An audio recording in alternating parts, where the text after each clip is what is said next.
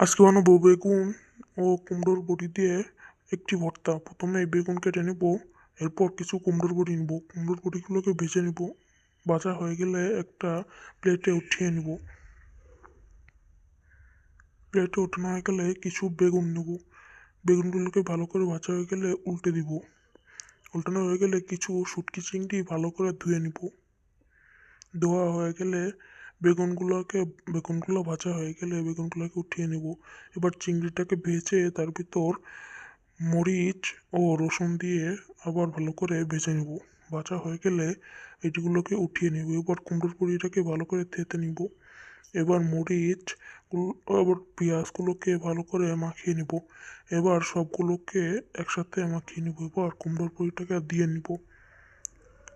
সবগুলোকে আবারও একসাথে মাখিয়ে নিব। মাখানো হয়ে গেলে দেখুন আপনাদেরকে ফাইনাল লুকটা দেখিয়ে দিচ্ছি।